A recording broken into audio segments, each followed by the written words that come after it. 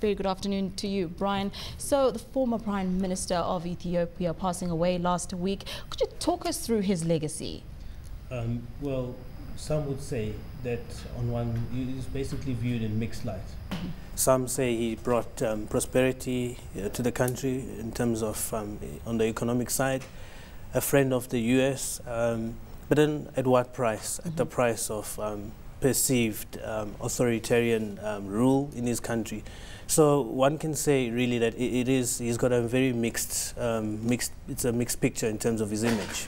And now we're looking at the new Prime Minister has been sworn in. Who is he? What ties does he have with the current government? Right. The new Prime Minister was handpicked by Zenawi prior to his death.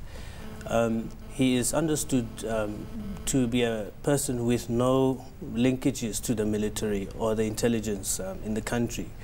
The other issue at hand is that he doesn't have a track record thus far because he came into government in 2010.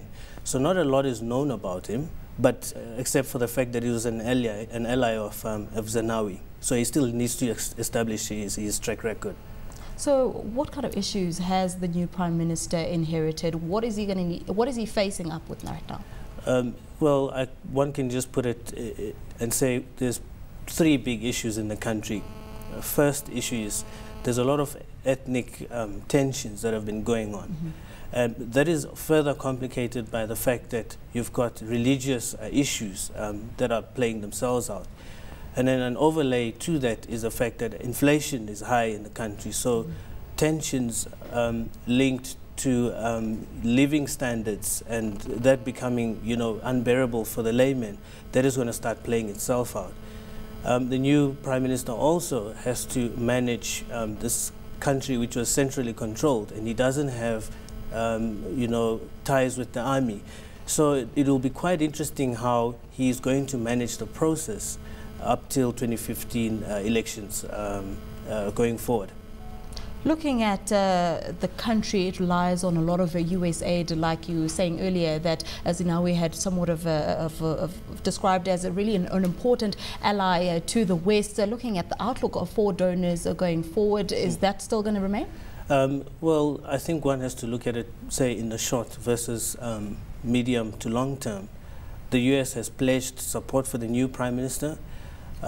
But I think one must also look at it in the context that the country is definitely one that is, a gateway for the U.S. against the fight in the fight against terror in the region.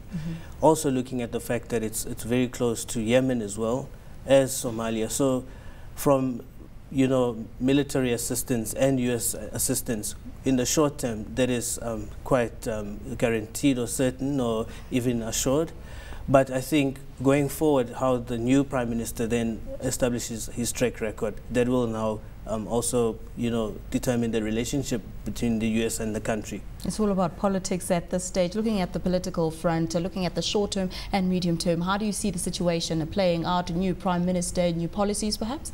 As far as that is concerned, I wouldn't say in the short term there will be much changes.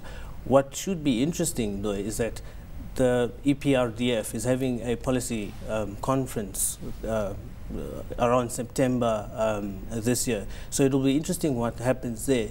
And then added to that, the other factor to also look at is that if he is not so linked with the military, or maybe one can question, his influence in the party going to 2015, one would have to kind of see if he's going to be able to stay in the long term, and that's where the policy continuity question comes in. Will he continue post-2015?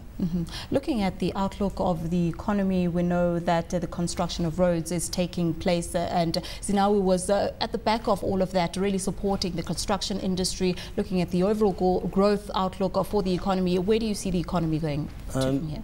The economy has been going very, very well, in the above 7% real GDP growth. The key areas has been, yes, construction. We've seen a lot of activity in telecoms as well. Coffee and gold are also leading the way.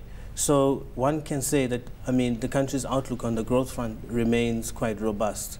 into say the short to medium term. All right, that's where we have to leave it. Thank you so much for joining us. That was Brian Dlamini. He's the sovereign risk analyst at Rand Merchant Bank.